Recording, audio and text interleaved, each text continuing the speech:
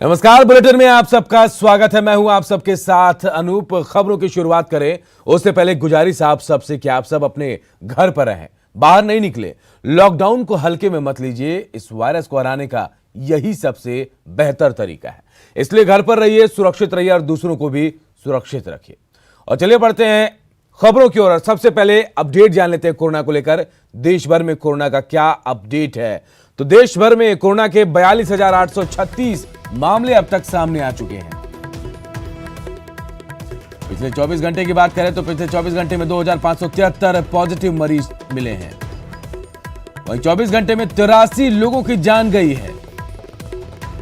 जबकि रात भरी खबर 24 घंटे में 1,074 लोग ऐसे हैं जो कोरोना से ठीक भी हुए हैं। तो कुल 11,762 मरीज ऐसे हैं जो कोरोना से ठीक हुए हैं। मरीजों के ठीक होने का जो आंकड़ा, जो दर है वो 27.52% है। और 12 दिन में दुगने हो रहे हैं मरीज, ये आंकड़ा भी हम आपको बता रहे हैं। केरल के कोझिकोड में प्रवासी मजदूरों का प्रदर्शन हुआ है। और देखिए, दिल्ली में आज से शराब महंगी कर दी गई है। महंगी शराब आज से दिल्ली में मिलेगी। सरकार ने एमआरपी पर 70% स्पेशल कोरोना फीस लगाई है।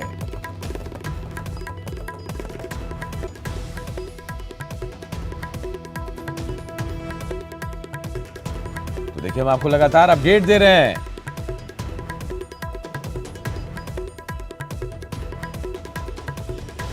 देश भर में कोरोना का क्या हाल है ये हम आपको बता रहे हैं। देखिए, और अब देखिए हम आपको बिहार का भी आंकड़ा बताते हैं कि बिहार में कुल कोरोना संक्रमित मरीज जो है उनका आंकड़ा 528 हो गया है। बिहार में सोमवार को 11 नए मरीज मिले हैं।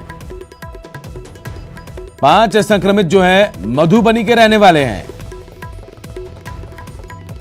बिहार आज जो है बिहार 9 स्पेशल ट्रेन पहुंच रही है।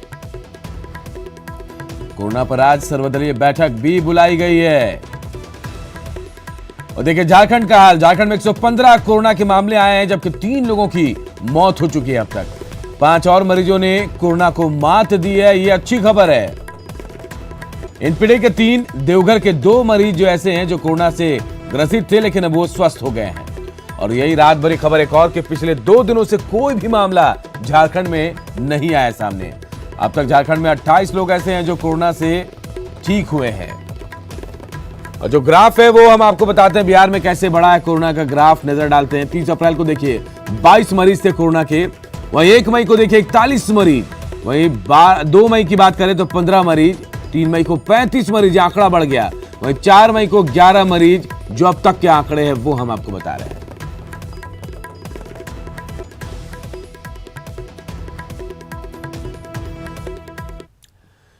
कोरोना वायरस से जारी जंग के दौरान पीएम मोदी गुट निरपेक्ष देशों की बैठक में वीडियो कॉन्फ्रेंसिंग से जुड़े। बैठक में 120 देशों के राष्ट्राध्यक्ष शामिल हुए। बैठक में पीएम मोदी ने कोरोना वायरस के खिलाफ भारत के कदमों की जानकारी दी और साथ ही उन्होंने पाकिस्तान का नाम लिए बगैर कहा कि एक और दुनिया कोरोना वायरस से लड़ाई लड़ रही है तो दूसरी ओर कुछ लोग आतंकवाद, फेक न्यूज और फर्जी वीडियो जैसे वायरस फैलाने में जुटे हैं। वहीं पीएम मोदी ने यह भी कहा कि मानवता कई दशकों के अपने सबसे गंभीर संकट का सामना कर रही है। ऐसे में गुट निरपेक्ष वैश्विक एकजुटता को बढ़ावा देने में मदद कर सकता है। पीएम मोदी ने कहा कि भारत ने 123 से अधिक देशों को मेडिकल सप्लाई पहुंचाई है। और देखिए, कोरोना संकट को लेकर आज पटना में सर्वदलीय बैठक होनी है। सीएम नीतीश के आग्रह पर विधानसभा अध्यक्ष ने पहल की है। शाम 4:30 बजे वीडियो कॉन्फ्रेंसिंग के जरिए बैठक होगी और कोरोना को लेकर इस बैठक में अहम बातचीत, अहम चर्चा होने वाली है।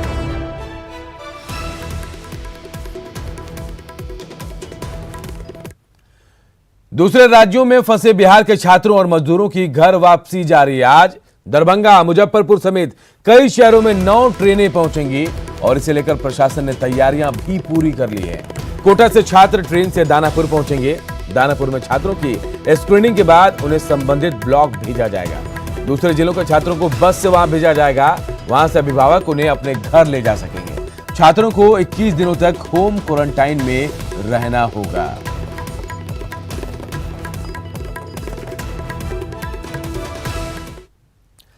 लॉकडाउन में कोटा में फंसे औरंगाबाद के 243 छात्र छात्राओं की घर वापसी हुई। गया से बस के जरिए उन्हें औरंगाबाद ले जाया गया। मेडिकल जांच के बाद उन्हें फिर घर भेजा गया है। घर लौटे छात्रों को 21 दिनों तक होम क्वारंटाइन रहना होगा। वहीं अपने घर पहुंचे छात्रों की खुशी का ठिकाना नहीं था। खुशी हो रहा है कि हम लोग वापस सेफ्टी से अपने घर आ गए हैं। अब हम लोग यहाँ पे अच्छे से रहेंगे। काफ़ी चिंता हो रही थी हर बच्चे के लिए, हर उसके पेरेंट्स को काफ़ी चिंतनीय विषय था यह, लेकिन हम अपने सरकार को इसके लिए मैंने कोटि धन्यवाद देना चाहेंगे। और यहाँ पे जितने भी सरकारी कर्मचारी हैं जो इनके लिए लगे हुए हैं दिन रात, और यह बहुत ही सराहनीय कदम है जो हर बच्चे को उनके पेरेंट्स तक पहुँचाया गया। इसके लिए मैं पूरे प्रशासन को धन्यवाद और सरकार को भी धन्यवाद देना चाहता हूँ। तो टोटल 243 लोग यहाँ आए हैं। ये सर हमारे औरंगाबाद के सभी प्रखंडों से लोग हैं। सबसे ज़्यादा जो बच्चे हैं वो औरंगाबाद प्रखंड के हैं, सेकंड में नवीनगर के और थर्ड में दाऊद नगर के हैं। फैमिली पेरेंट्स आ गए हैं, उनको उचित पहचान पर उनके पेरेंट्स के हवाले किया जाए। कोटा में फंसे नवादा के भी 255 छात्र छात्राओं की घर वापसी हुई। सभी छात्र छात्राओं को मेडिकल जांच के बाद होम क्वारंटाइन के निर्देश पर घर भेज दिया गया है। घर लौटने पर छात्राओं ने जहां खुशी जाहिर की, तो वहीं यात्रा के दौरान परेशानियों को लेकर प्रशासन के खिलाफ गुस्सा भी दिखाई दिया। लोगों ने दो लोग को बैठाया, कोई भी सिंगल नहीं बैठा, तो कोई सोशल डिस्टेंसिंग का पालन नहीं हुआ है यहाँ पे, और सोशल डिस्टेंसिंग का बिल्कुल फॉलो नहीं किया गया। और हम लोग को दो बच्चों को एक सीट पे 2 बच्चों को बैठाया गया और पूरे सामान से लग गया। और खाना पीना का कुछ कुछ नहीं, बस एक पैकेट दिया गया था और पानी बहुत गर्म था और छोटा बोतल। सर वहाँ तो पहले कोई सिस्टम नहीं था। गर्ल्स बॉयज सारे खुद हम लोग अपने अपने सामान उतार कर वो ओवर ब्रिज से पार किए। उसमें 4 घंटे टाइम लगे हमारे और हालत भी खराब हुई। खाना दिया गया हमें, बट ऐसा था कि खाने लायक नहीं था सर। नहीं, ऐसी नहीं है, ऐसी कोई सूचना नहीं है। सारे बच्चों को बहुत अच्छी तरह से लाया गया है, पर्याप्त संख्या में बसें भेजी गई थी। कोटा से विशेष ट्रेन से 206 बच्चे बरौनी पहुंचे, जहां से उन्हें बस से मुंगेर लाया गया। इनमें से 153 छात्र और 53 छात्राएं हैं। डीएम ने सभी को गुलाब का फूल देकर उनका स्वागत किया। सभी छात्र छात्राओं को मेडिकल जांच के बाद होम क्वारंटाइन के लिए घर भेज दिया गया। 1500 के करीब बच्चे में 80 से 1000 के काफ़ी विषम परिस्थिति में आए हैं। पूरे देश में इमरजेंसी लगी हुई है, इमरजेंसी का सिचुएशन है। मूवमेंट में काफ़ी समस्या रही है। ये लोग बहुत ही कठिन स्थितियों में कोटा में रहे, और जो जर्नी थी कोटा से यहाँ मुंगेर तक, ये भी काफ़ी विषमताओं से भरी हुई थी। इसलिए इन सभी लोगों का हौसला अफजाई करने के लिए, सबको सपोर्ट करने के लिए हम लोगों का छोटा सा जेस्चर था, और हम लोगों ने रोज़ का फूल देकर इन लोगों का स्वागत किया है, थोड़ा सा खुशी देने का प्रयास किया है। चाहते हैं कि आपका हम प्यार से स्वागत करते हैं इस शहर में, और आप अपने माँ बाप के ही लाडले नहीं, हम लोग के भी लाडले हैं। आप यहाँ आए हैं घरों में, तो आप खूब धैर्य से, खूब प्यार से मिलेंगे सबसे, लेकिन दूरी बना के रखें। और दूरी बना के आप रखेंगे तो इस तरह से आप अपने भाई बहनों को, माँ बाप को और भी लोगों को संक्रमित नहीं कर पाएंगे। अगर किसी ढंग से आप संक्रमित हो भी गए हो तो, और हमेशा अपना मास्क लगाए रखेंगे, और सारी बातें जो मैंने की उनके हित के लिए की। बहुत अच्छा फैसला लिया हम लोग को यहाँ ला के। वहाँ पे हम लोग परेशान हो रहे थे। तो क्या क्या दिक्कतें हो रही थी वहाँ? मतलब खाना का क्वालिटी अच्छा नहीं मिल रहा था, और मतलब सब बस अपने रूम में ही रहना पड़ता था, और कोचिंग भी बंद हो गया था। वहाँ हम लोग एक तरह से सरकार को धन्यवाद करना चाहूँगा जो वो हम लोग के लिए इतना काम किए और हम लोग को इतने दूर से यहाँ लेके आए। कोटा में फंसे दर्जनों बिहारी छात्रों के घर वापसी हुई है। जमुई वापस आने पर स्टेडियम मैदान में छात्रों की स्क्रीनिंग की गई। साथ ही जिला प्रशासन ने सभी को 21 दिनों का होम क्वारंटाइन पर रहने की सलाह दी है, और इसके लिए शपथ पत्र भी भरवाया गया। जायजा लिया हमारे सहयोगी केसी कुंदन ने। कोरोना बंदी के बाद बहुत से ऐसे छात्र थे जो दूसरे प्रदेश में फंसे गए, खास करके कोटा में। वैसे छात्र जमुई पहुंच गए हैं जो विशेष ट्रेन से लाए गए हैं, और उनका जांच कराया जा रहा है मेडिकल टीम के द्वारा, जो स्वास्थ्य विभाग के द्वारा है। और ख़ास तौर पर एहतियात देखा जा रहा है कि जो लोग भी यहाँ पर आए हैं उनका स्वास्थ्य का परीक्षण किया जा रहा है, और जिनको मतलब जो स्कैनिंग किया जा रहा है उनका थर्मल स्कैनर से टेम्परेचर देखा जा रहा है। और साथ ही सबसे बड़ी बात है कि एक शपथ पत्र भराया जा रहा है। हम दिखाना चाहेंगे आपको कि ये शपथ पत्र है कि आपको होम क्वारंटाइन में रहना है, मतलब घर में रहना है। फिलहाल जो भी छात्र जो कोटा से लौटे हुए हैं उनको होम क्वारंटाइन रहने का निर्देश दिया गया है जिला प्रशासन के द्वारा, इसलिए कि वे लोग घर में ही रहे, क्योंकि बहुत दिन के बाद लौटे हैं। और सबसे बड़ी बात है कि बहुत से ऐसे छात्र हैं जो बीते कई दिनों से इंतजार में थे कि वो घर लौटे और उनके लिए खुशी की बात है। बहुत से ऐसे छात्र हैं जो आना चाहते। आप बताइए, आप आए हैं यहाँ पर, कैसा महसूस कर रहे हैं और होम क्वारंटाइन का लेकर आपको शपथ पत्र भरवाया जा रहा है, कितना पालन होगा और क्या कहना चाहिए, मैसेज क्या देंगे आप? मैं 100% इस शपथ पत्र का पालन करूँगा। आखिर क्या वजह है कि शपथ पत्र भरवाने की जरूरत पड़ गई और फिर क्या निर्देश दिया जा रहा है? शपथ पत्र इसलिए इनको भरवाया जा रहा है ताकि इनको होम क्वारंटाइन जो भी रहना है इनको, तो इनका वो सेल्फ चॉइस है। अदरवाइज जो सरकारी नियम है कि इनको 21 दिन रहना है, प्रोटोकॉल है आइसोलेशन का, होम क्वारंटाइन का, उसका मैं अक्षरशः पालन करूंगा।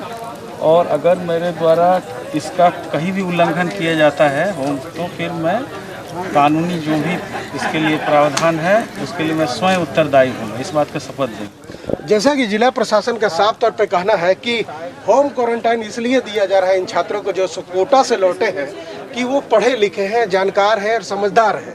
लेकिन सबसे बड़ी सवाल है कि जैसा कि छात्र भी कह रहे हैं कि वे लोग इसका अमल करेंगे जैसा शपथ पत्र में भर के दे रहे हैं, लेकिन ये भी जरूरी है कि ये लोग इस शपथ पत्र का इस्तेमाल उपयोग करें और इस बात को दिखा दे कि हम शपथ पत्र भरे हैं तो घर में ही रहेंगे 21 दिन तक, क्योंकि जिला प्रशासन इन लोगों को होम क्वारंटाइन का निर्देश दिया है, सजेशन दिया है। और जैसा कि इन लोगों का कहना है तो उम्मीद ये भी है कि ये लोग होम क्वारंटाइन में 21 दिनों तक रहेंगे।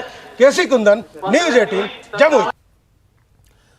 तो दूसरे राज्यों से प्रवासी मजदूर भी बिहार पहुंच रहे हैं। बेतिया बस स्टैंड पर प्रवासी मजदूरों की स्क्रीनिंग की गई, उसके बाद उन्हें उनके ब्लॉक भेजा गया जहां उन्हें क्वारंटाइन किया जाएगा।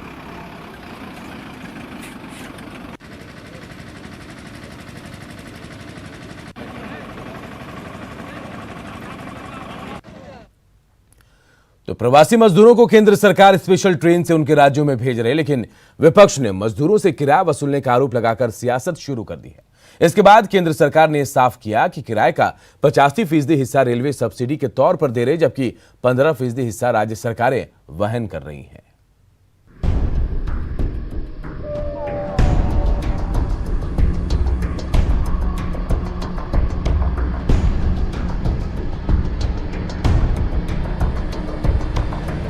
केंद्रीय गृह मंत्रालय का ये पत्र करारा जवाब है उन लोगों को जो प्रवासी मजदूरों के रेल किराए पर सियासत कर रहे थे।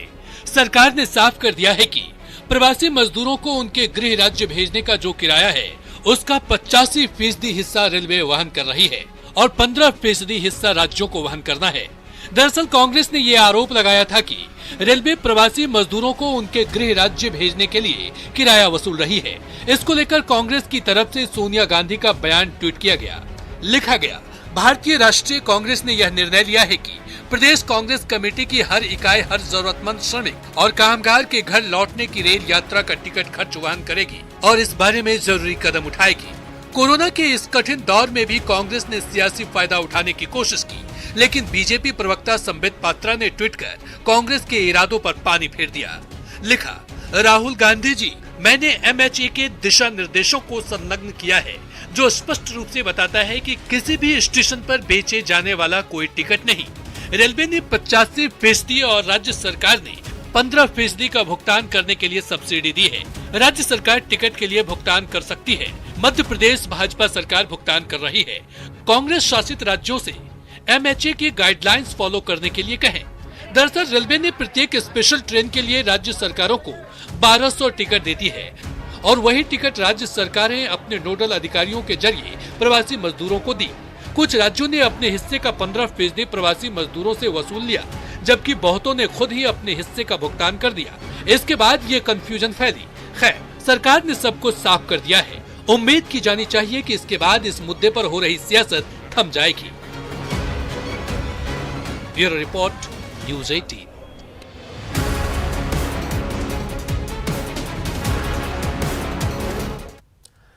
और अब तक कोरोना संक्रमण से मुक्त समस्तीपुर भी इसकी चपेट में आ गया है। समस्तीपुर में भी कोरोना का पहला मामला सामने आया। कोरोना पॉजिटिव विद्यापति नगर थाना के मरवा गांव का रहने वाला है। 25 साल का मरीज 26 अप्रैल को ट्रक से दिल्ली से अपने गांव लौटा था। स्वास्थ्य जांच के बाद उसे क्वारंटाइन सेंटर में रखा गया था। पहली बार में उसका रिपोर्ट क्लियर नहीं आया। इसके बाद उसके सैंपल को दोबारा जांच के लिए भेजा गया और दूसरी रिपोर्ट में पॉजिटिव होने की पुष्टि हुई है। इसके बाद मरीज को आइसोलेशन वार्ड में शिफ्ट कर दिया गया और साथ ही गांव के 3 किलोमीटर के इलाके को कंटेनमेंट जोन घोषित कर दिया गया। साथ ही गांव की सीमा को भी सील कर दिया गया है। मुझे सूचना प्राप्त हुई DMCS से, जो कि एक नवयुवक जो दिल्ली से आए थे, उनका हम लोगों ने सैंपल लिया था। एक रिपोर्ट इनकन्क्लूसिव था, तो दोबारा फिर हम लोगों ने सैंपल ले लिया, तो दोबारा में वो पॉजिटिव निकला। तो उनको ला रहे हैं, उसको हम लोग रखेंगे जो उसके चिन्हित स्थान है वहाँ पर। साथ में उनकी फैमिली के जो नज़दीकी फैमिली है उन लोग को भी ला करके यहाँ पर क्वारंटाइन सेंटर में रख करके उन सारे लोगों की जांच भी की जाएगी। वही समस्तीपुर में पॉजिटिव मरीज को डबल ट्री होटल में बनाया गया आइसोलेशन सेंटर में शिफ्ट करने के दौरान स्थानीय लोगों ने विरोध किया। स्थानीय लोगों ने एम्बुलेंस को होटल के अंदर ले जाने को लेकर विरोध किया। हालांकि बड़ी संख्या में पहुंची पुलिस की टीम ने लोगों को खदेड़ दिया, तब जाकर पीड़ित मरीज को होटल के आइसोलेशन वार्ड में शिफ्ट किया गया।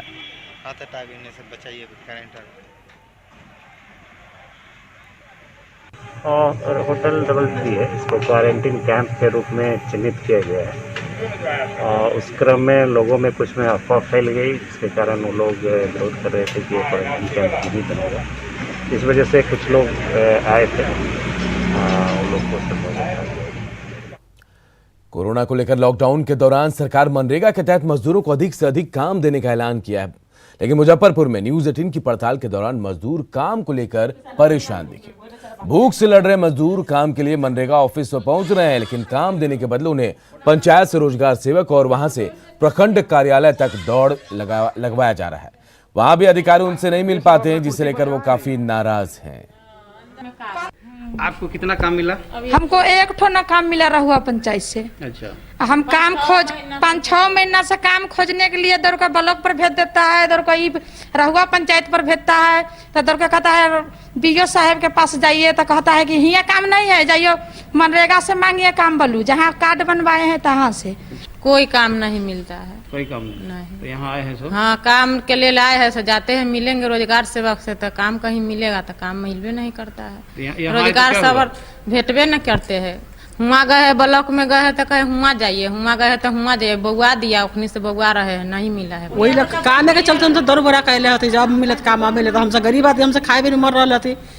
हम तो वही लगे हमसे रौदा में हमसे दौड़ बड़ा करे जब अब काम मिले तब का। साहब से भेंट हुई? ना, हमारे संग नहीं भेंट हो गया। नहीं भेंट।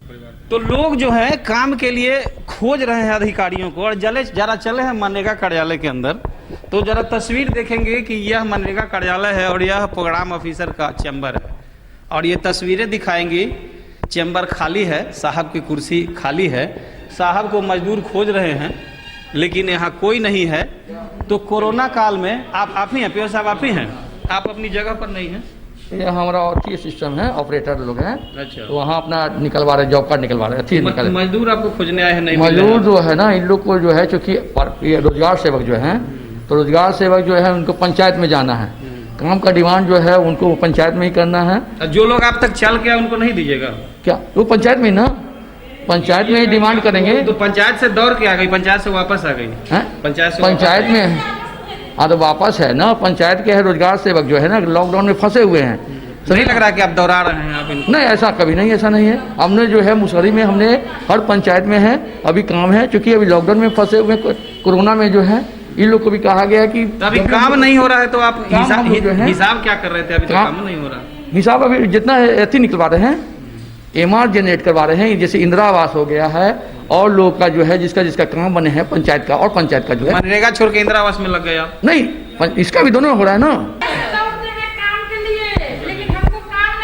तो ये हकीकत है, ये मनरेगा के प्रोग्राम पदाधिकारी हैं और ये साफ सफेद झूठ बोल रहे हैं, क्योंकि इनके सामने मजदूर कह रहे हैं कि उन्हें काम नहीं मिला, उनसे मुलाकात नहीं होती है, और अब जब इनके पास जवाब नहीं है तो कहते हैं कि इंदिरा आवास में लग गए। तो कोरोना बंदी में जिस तरीके से सरकार ने बड़े बड़े वायदे किए हैं कि मजदूरों को रोजगार दिया जाएगा ताकि उनके घर का चूल्हा जले, उसकी क्या हकीकत है, कितनी सच्चाई है, कितना बड़ा झूठ और कितनी बड़ी लापरवाही मुजफ्फरपुर में अधिकारियों के द्वारा बढ़ती जा रही है। ये मजदूर परेशान है, ये तस्वीर यह दिखाने के लिए काफी है। सुधीर कुमार, न्यूज़ 18 मुजफ्फरपुर। कोरोना संकट के दौरान रोहतास जिले से खुशखबरी है। यहां 6 मरीजों ने कोरोना को मात दी है। नारायण मेडिकल कॉलेज में 44 मरीजों का इलाज चल रहा था। इनमें से 6 मरीज स्वस्थ हो गए हैं। सभी को उनके घर भेज दिया गया है। सासाराम में भर्ती 44 मरीजों में 6 मरीजों के ठीक होकर डिस्चार्ज होने पर स्वास्थ्यकर्मियों ने ताली बजाकर उनको अस्पताल से विदा किया। 6 लोगों में 2 महिलाएं, एक 6 साल का बच्चा और 3 पुरुष शामिल हैं।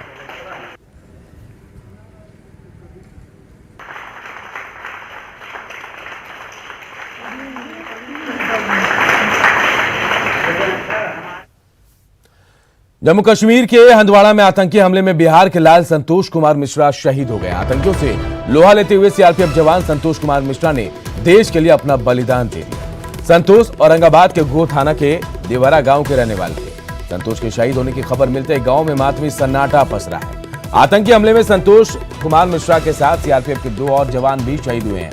सीआरपीएफ के अधिकारियों से जानकारी जो मिली है उसके मुताबिक जम्मू कश्मीर में सुरक्षा बलों ने अचानक हुई गोलीबारी का जवाब दिया और एक आतंकी को मार भी गिराया है।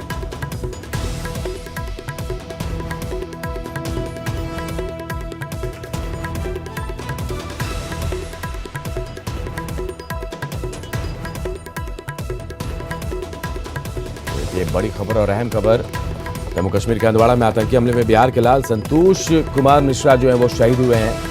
बताया जा रहा है कि आतंकियों से लोहा लेते वक्त सीआरपीएफ जवान संतोष कुमार मिश्रा ने देश के लिए बलिदान दिया है। संतोष के बारे में आपको बता दें, संतोष औरंगाबाद के गो थाना के देवहरा गांव के रहने वाले थे।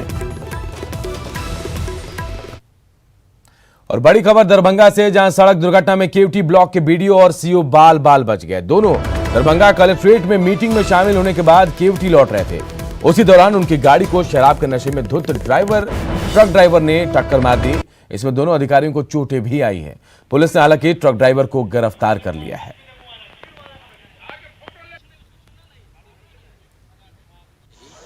कार्ड का काम करके लौट रहे थे सीओ साहब के साथ, तो अचानक आ रहे थे और आगे से जो है ट्रक दाएं करके वो अपने रास्ते से नहीं, गलत सिस्टम से जो है हमारी गाड़ी सुनने में आया कि रफ्तार भी बहुत थी, ट्रक तेज रफ्तार से गाड़ी आ रही थी अनियंत्रित, और वो दारू भी पी रखा था ड्राइवर और लगा दिया, आगे से ठोकर मार दिया बहुत जोरों की।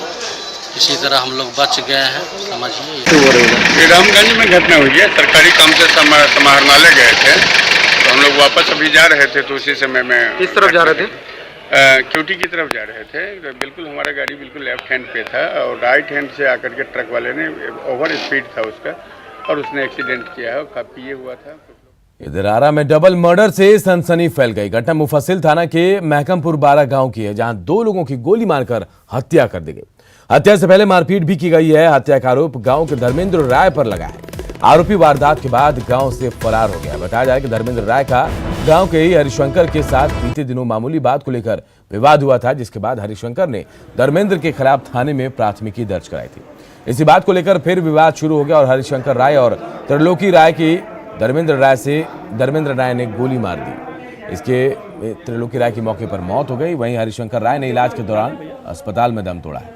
वारदात के बाद जो है पूरे गांव में तनाव का माहौल बना हुआ है। 2 मर्डर कर दिया। किनका किनका हत्या किया है? क्या नाम है उनका? हरिशंकर राय और एक देवराज राय। दोनों कौन है आपके? त्रिलोकी राय।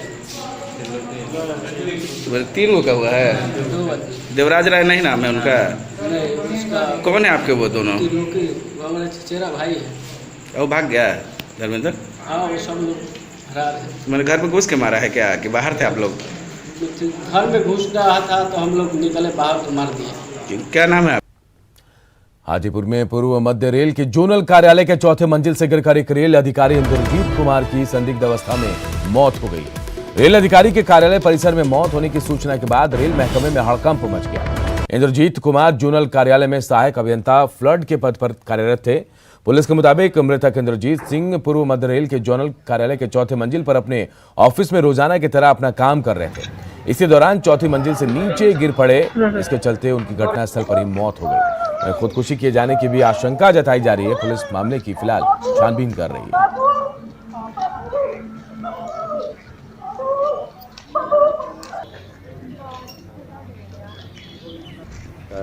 ये कर्मचारी मरे पड़े हुए हैं। छत अपने ऑफिस कार्यालय के पास ही नीचे फ्लोर पर गिरे हुए हैं और मरे पड़े हुए हैं। उनका ये कार्यालय इसी बिल्डिंग का चौथी मंजिल पर है। जैसे देख रहे हैं यहाँ पर 4 मंजिल इमारत है, यहाँ पर उनका कार्यालय चौथी मंजिल पर है। और ये सवेरे में अपना कार्यालय आए थे और 4-4:30 बजे की घटना है कि वो नीचे मृत पाए गए हैं।